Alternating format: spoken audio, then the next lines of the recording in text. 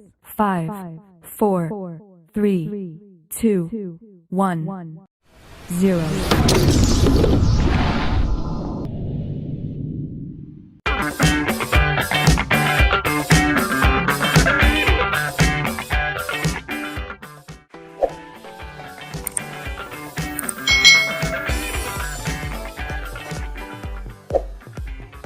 Hai.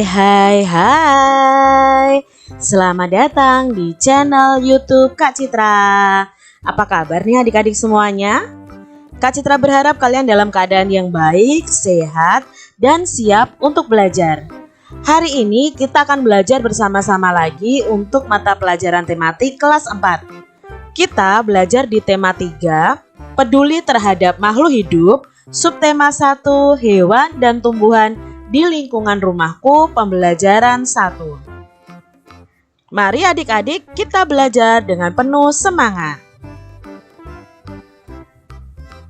Sebagian besar masyarakat Indonesia mengonsumsi nasi sebagai makanan pokok. Apakah kamu tahu bahwa nasi berasal dari beras dan beras itu berasal dari padi? Nah, tentunya adik-adik tahu ya, nasi itu berasal dari beras dan beras itu berasal dari padi. Mari kita mengenal lagi lebih dalam tentang tanaman padi. Padi adalah tanaman yang sangat penting di Indonesia. Padi itu menghasilkan beras.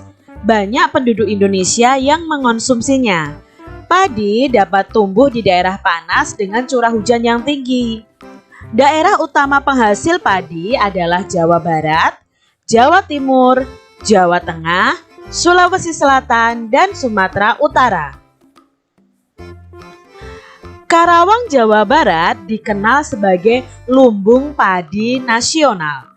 Pertumbuhan padi dibagi menjadi 3 tahap besar adik-adik. Pertama-tama, benih atau biji padi dimasukkan ke dalam karung goni dan direndam 1 malam di dalam air mengalir supaya perkecambahan benih bersamaan.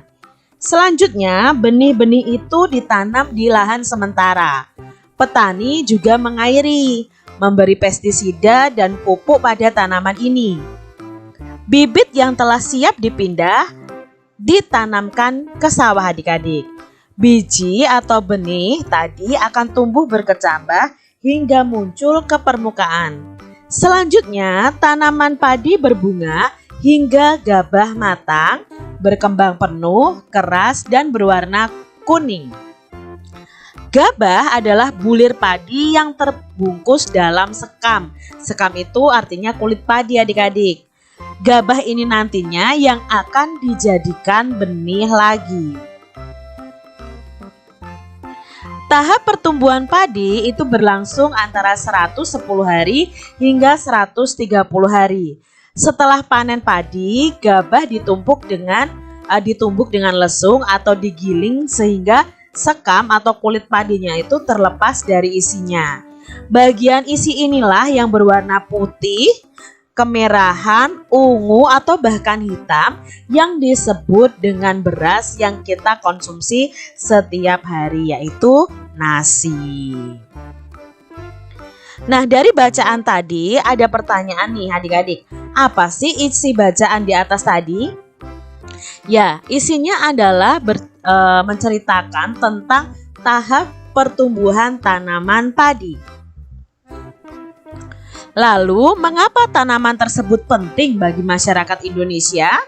Ya, karena sebagian besar itu masyarakat Indonesia mengonsumsi nasi sebagai makanan pokok. Nasi sendiri berasal dari beras, beras sendiri berasal dari padi. Jadi tanaman itu sangat penting bagi masyarakat Indonesia. Di mana tanaman tersebut dapat tumbuh adik-adik?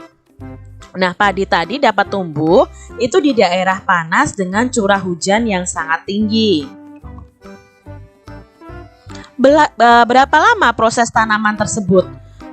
Dari tadi ya, berkecambah sampai nanti panen itu membutuhkan proses sekitar 110 sampai 130 hari. Jadi 4 bulanan lebih tahap pertumbuhan padi berlangsung.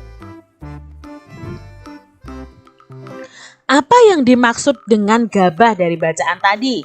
Nah, gabah itu adalah bulir padi yang terbungkus dalam sekam atau kulit padi. Nah, itu tadi yang dimaksud dengan gabah. Kamu sudah belajar tentang bagaimana padi tumbuh. Isilah diagram berikut berdasarkan bacaan tadi. Nah, ini adalah diagram yang harus kalian isi tentang pertumbuhan padi.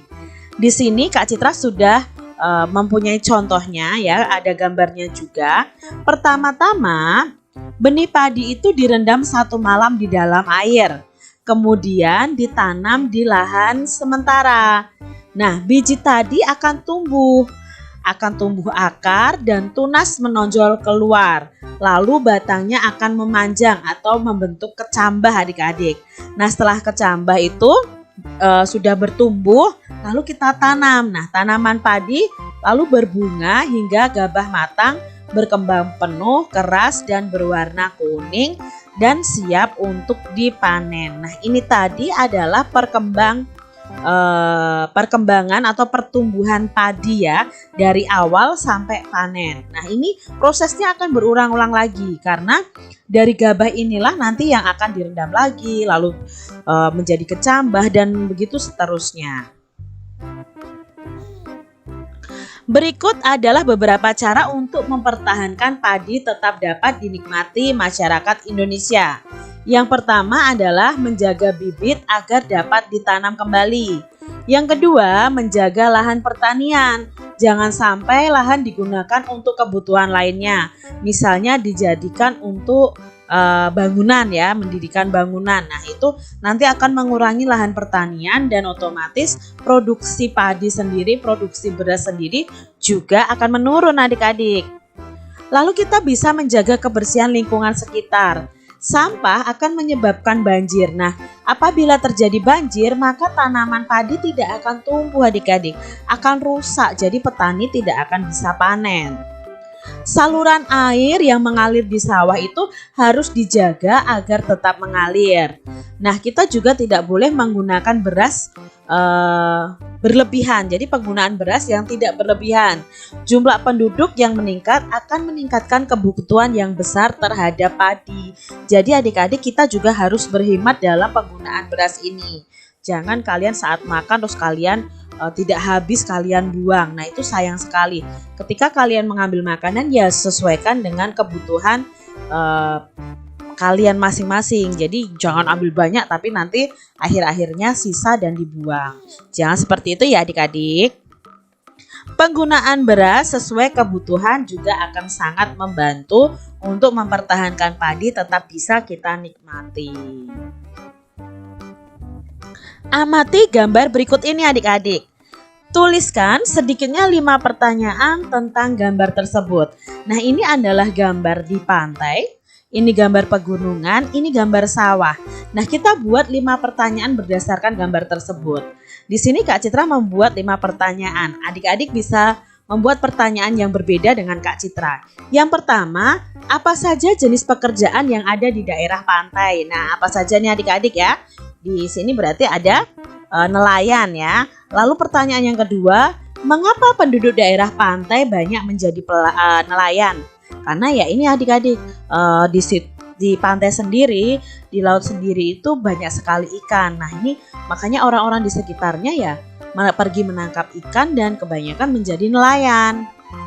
Mengapa di daerah pegunungan banyak penduduk bekerja pada perkebunan? Nah, ini yang gambar kedua.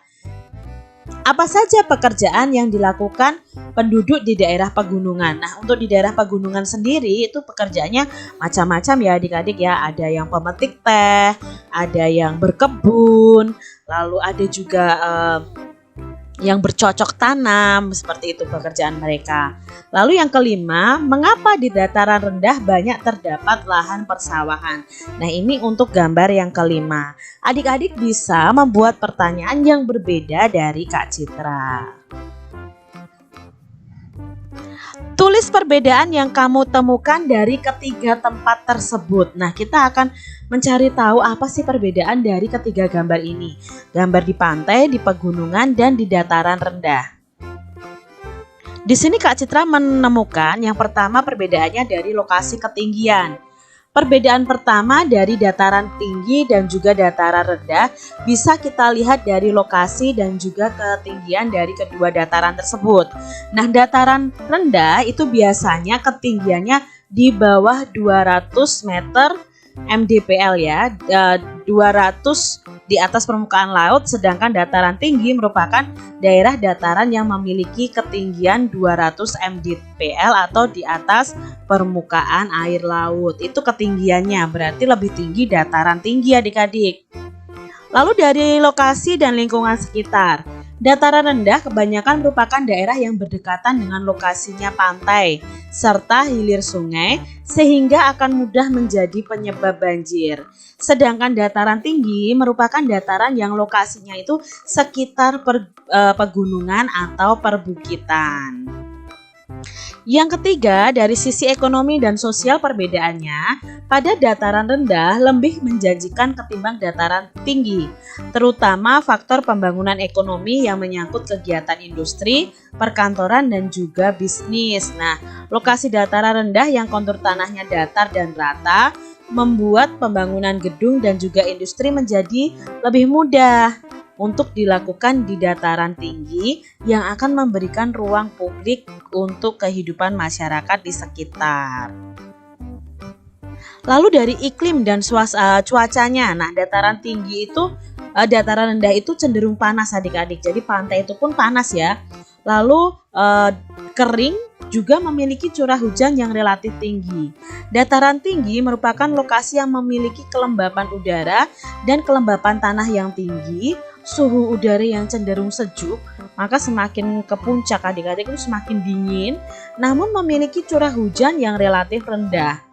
Meski demikian, lokasi dataran tinggi merupakan lokasi yang pas untuk lahan pertanian dan perkebunan karena memiliki unsur hara di dalam tanah yang sangat baik.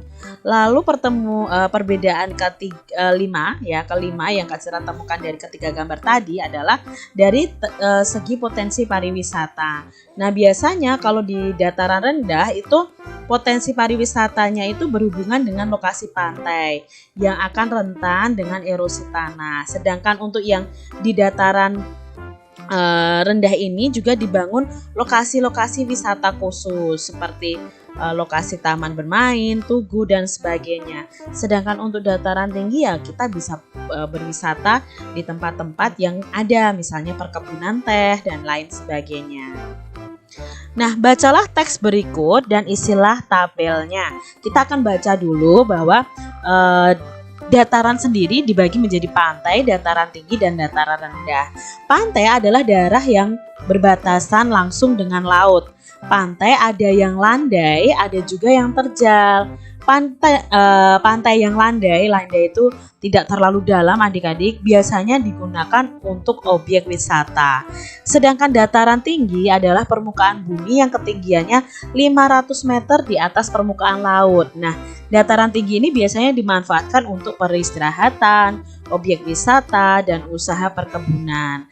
Sedangkan dataran rendah adalah permukaan bumi yang datar dengan ketinggian kurang dari 200 meter dari atas permukaan air laut. Pada umumnya dataran rendah ini berada di pesisir pantai.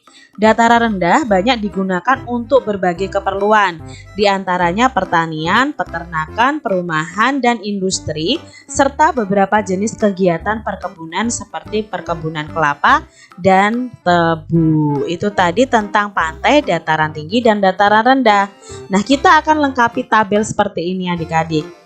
Jadi aspek yang akan kita teliti adalah ciri-ciri, sumber daya alamnya, manfaatnya, dan mata pencaharian penduduknya. Kalau pantai, ciri-cirinya itu berbatasan langsung dengan laut ya. Sumber daya alamnya itu bisa ikan, rumput laut, kerang, dan lain sebagainya. Manfaatnya itu untuk pantai ini sendiri adalah untuk objek wisata, dan mata pencahariannya itu kebanyakan nelayan atau petani tambak. Sedangkan untuk dataran tinggi, ciri-cirinya itu ketinggiannya 500 meter di atas permukaan air laut. Lalu sumber daya alamnya adalah tanaman, sayuran, dan buah-buahan. Manfaatnya biasanya juga dijadikan objek wisata. tempat peristirahatan, dan perkebunan. Nah, mata pencahariannya biasanya adalah petani dan pekebun ya, yang suka mengelola perkebunan. Sedangkan ciri-ciri dataran rendah itu ketinggiannya kurang dari 200 meter di atas permukaan air laut. Lalu sumber daya alamnya biasanya hewan ternak, sayuran, dan buah-buahan. Lalu manfaatnya yang bisa kita ambil dari dataran rendah ini bisa digunakan untuk pertanian, perkebunan, peternakan,